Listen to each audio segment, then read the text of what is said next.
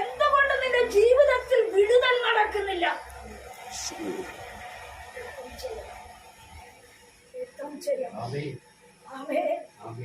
ഓട്ടത്തിന്റെ സ്പീഡിൽ ചെന്ന് നോക്കി നോക്കിയെടുത്ത വിഷയത്തിന് മറുപടിയില്ല. എന്താ ഇതിന്റെ അർത്ഥം? ചെയ്തു തരേണ്ട ആത്മാവ്, ഉറപ്പിക്കേണ്ട ആത്മാവ്, വിടുതൽ കൊടുക്കേണ്ട പരിശുദ്ധാത്മാവ്, ആലോചനയിൽ ഉറപ്പുള്ളവനെ ഉറപ്പിക്കുന്നു. ആലോചന കേട്ടതിനെ പൂർണ്ണ ഹൃദയത്തിൽ ഏറ്റെടുക്കുന്നവന് മാത്രമേ വിടുതൽ നടക്കത്തുള്ളൂ.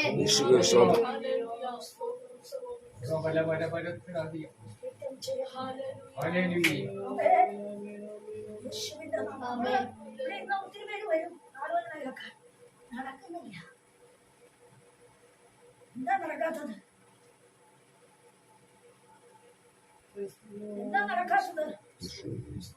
ഞാൻ ചില കാര്യം പറയാം.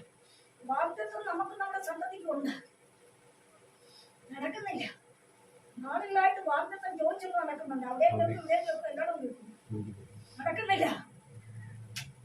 എന്നാൽ വാഗ്ദത്തത്തിന്റെ മേൽ തടസ്സവാദം ഇടുന്ന ശത്രു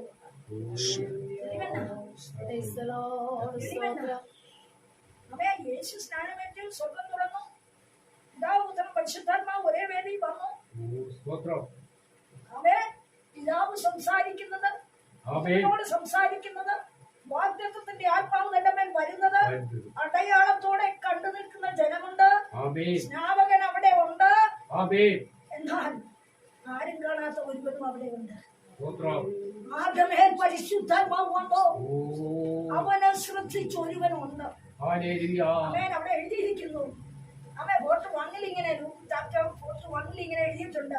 പരിശുദ്ധാത്മാവ് നിറഞ്ഞവനായി യേശു യോർദാൻ വിട്ടു മടങ്ങി.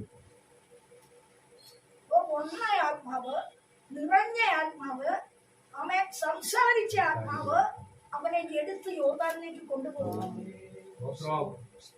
എന്നാൽ അവിടെ പിശാചിനെ ആരെങ്കിലും ക്ഷണിച്ചു വരുത്തിയോ? ഇല്ല. ക്ഷണിച്ചു വരാത്ത ഒരുവൻ ആരുടെ മേൽ വാഗ്ദത്തം ഇറങ്ങി അവനെ ലക്ഷ്യം വെച്ചു.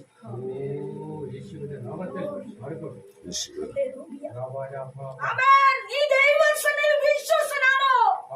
നിന്നെ വിരുദ്ധ പ്രാപിക്കാതെ തടയുന്ന ഒരു എതിരാളി നിന്റെ കൂടെ ഉണ്ട്.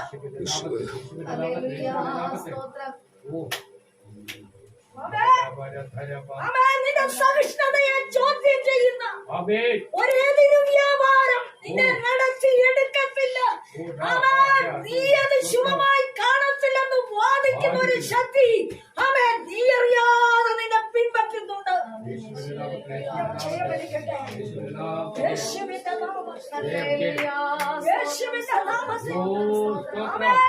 അവിടെ പിശാചിനെ ആരെങ്കിലും ക്ഷണിച്ചോ യേശുവിന്റെ കൂടെ? ഇല്ല. പിശാചിന്റെ കയ്യിലോട്ട് യേശുവിനെ ഇതാ വിട്ടുകൊടുക്കാൻ നീ പരീക്ഷിച്ചോടാ. എന്റെ പുത്രൻ, ഞാൻ അവൻ വാഗ്ദത്തം കൊടുത്തിരിക്കുന്നു. ഒരു പണിയും അവരെ കേൾക്കത്തില്ല. പിശാചിനെ അവൻ ജയിച്ചു. എന്തുകൊണ്ട് വാഗ്ദത്തം നമ്മുടെ മേൽ വന്നാൽ നടക്കുന്നില്ല? നീ അറിയാത്ത പരിശോധന, നീ അറിയാത്തൊരു എക്സാമിനർ നിന്റെ പിന്നാലെ ഉണ്ട്. എന്തിനാ? ആ വാഗ്ദത്തം നീ ഏറ്റെടുക്കാതെ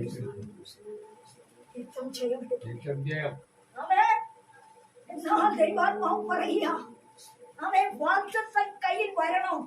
രാപ്പകൽ ശ്രദ്ധയോടെ ആരാധിച്ചുകൊണ്ട് നീ അതിനെ എത്തിപ്പിടിക്കണം. പിടിച്ചെന്നല്ല, എത്തത്തക്ക പരുവത്തിൽ കൊണ്ടുതരും. പക്ഷെ നീ അത് എത്തിപ്പിടിക്കണം. എങ്ങനെ? ആരാധിച്ചുകൊണ്ട്.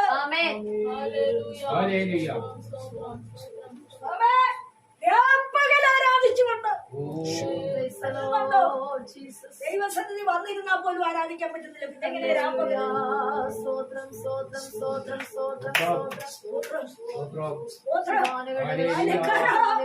പ്രാർത്ഥിക്കുന്നത് ഞാനാണ്. വയറുണങ്ങിയത് ഞാനാണ്. ദൈവത്തിന്റെ ആലോചന പറയുന്നത് ഞാനാണ്. എന്നാൽ നീ പറയുന്ന ശൂന്യതയല്ല, നിന്റെ ആത്മത്തിൽ നിന്നുള്ള ഭാഷണമല്ല എനിക്ക് കേൾക്കേണ്ടത്. അവൻ കൂട്ടത്തിൽ നിൽക്കുന്നവൻ തുച്ഛീകരിച്ചാൽ, സഭ തുച്ഛീകരിച്ചാൽ, ദേശത്ത് ശുദ്ധീകരിച്ചാൽ, അവൻ നിന്നെ തുച്ഛീകരിച്ച് വാദിച്ചാൽ, അവൻ നിന്റെ സഹോദരവർഗം കൂട്ടത്തിലുള്ളവർ പോലും നിന്നെ അവൻ തുച്ഛീകരിച്ച് ആട്ടിക്കളഞ്ഞാലും പരിശുദ്ധാത്മാവ് പറയുക, അവൻ ഒരു ചെറിയ കൈപ്പത്തിൽ ഹല്ലേലൂയ.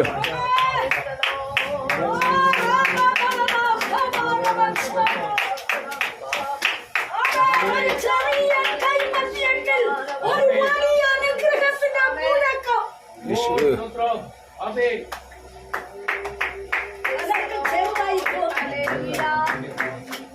പലർക്കും നിന്റെ ബിരുദിനെ ചെറുതായി തോന്നും, പലർക്കും നിന്റെ ശുശ്രൂഷ ചെറുതായി തോന്നുന്നുണ്ട്, പലർക്കും നിന്റെ വിശ്വാസ ജീവിതം അവൻ ചെറുതായി തോന്നും. പക്ഷേ അവൻ ഒരു വലിയ മുഴക്കം, അവൻ ഒരു അനുഗ്രഹത്തിന്റെ മുഴക്കം, ഒരു വിടുതലിന്റെ മുഴക്കം. യേശുവിന്റെ നാമത്തിൽ ചെറുടുക്കും. ഹല്ലേലൂയ. ഒരു വലിയ മഴയുടെ മുഴക്കം.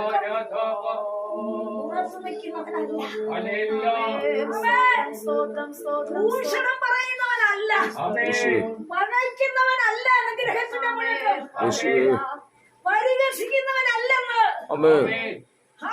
കോപം കൊണ്ട് നടക്കുന്നവനല്ലെന്ന്, മകന്റെ മടിയിലല്ലെന്ന് അനുഗ്രഹം, എതിരിടുന്ന ശക്തിക്കല്ല അനുഗ്രഹം.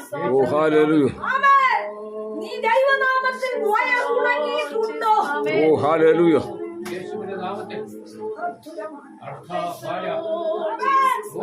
ആരും നിന്നെ നിന്ദിച്ചു അവന്റെ നടുവിലാണോ ആരും നിന്നെ ആട്ടിക്കളഞ്ഞു, ആരും നിന്നെ ഒറ്റപ്പെടുത്തിയോ, ആരും നിന്നെ അവഗണിച്ചോ, ആരും നിന്നെ തുച്ഛീകരിച്ചോ, അവരുടെ നടുവിൽ മഴയുടെ വലിയ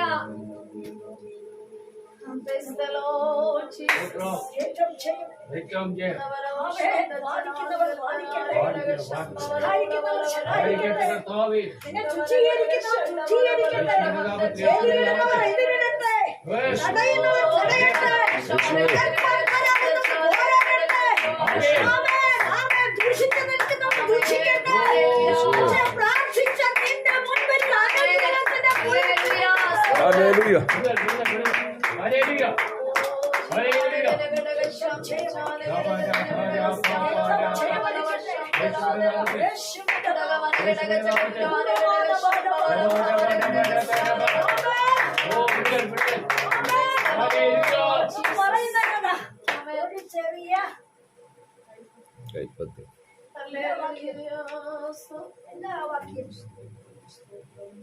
ചെറിയ കൈപ്പത്തിയോളം വേഗം. പിന്നെയും 7 പ്രാവശ്യം ചെല്ലുക എന്ന് പറഞ്ഞു. 7-ാം പ്രാവശ്യമോ അവൻ, ഇതാ കടലിൽ നിന്ന് ഒരു മനുഷ്യന്റെ കൈ പോലെ ഒരു ചെറിയ മേഘം പോകുന്നു. കൈക്ക് കാണുന്ന മേഘത്തിന്റെ വലിപ്പം ഇപ്പൊ കാണുന്നത് എന്നതാ ചെറിയ കൈപ്പത്തി. കൈപ്പത്തി പോലെ ചെറിയ മേഘം, ചെറിയ മേഘം. ചില മേഘങ്ങൾ നിഴലിടാൻ പോവുകയാണ്.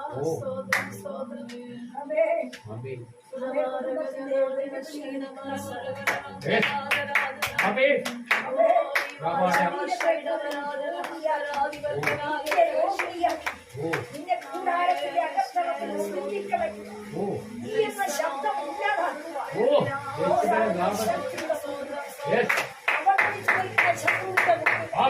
സ്വന്തം രക്തം പോലും വിഘടിച്ച് നിന്നോട് ബാധിക്കുന്നു. ഒരു ചെറിയ അനുഗ്രഹം ശത്രു കാണുന്നത് എപ്പോഴും ശുചീകരണത്തോടെ ചെറുത്. എന്നാൽ പ്രവാചകനോട് പറഞ്ഞത്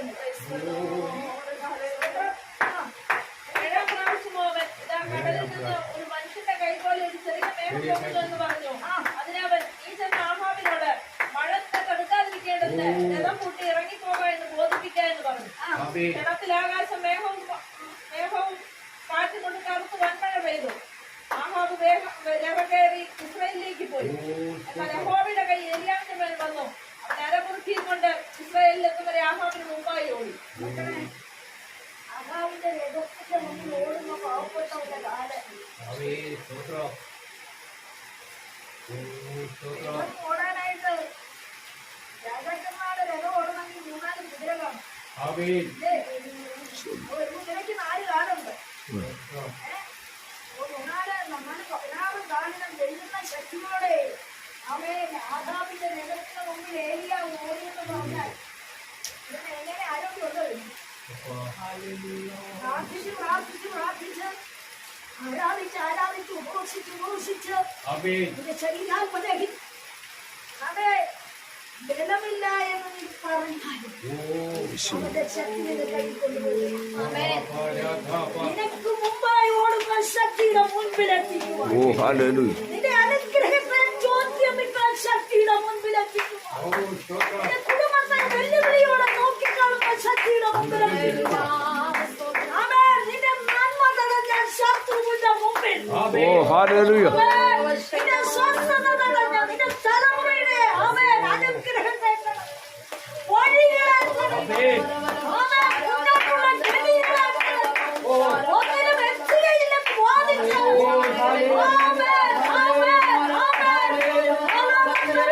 ചോദ്യമിട്ട ശക്തിയുടെ മുമ്പിൽ ദൈവത്തിന്റെ ശക്തി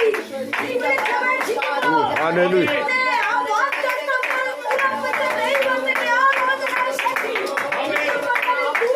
യേശുവിന്റെ നാമത്തിൽ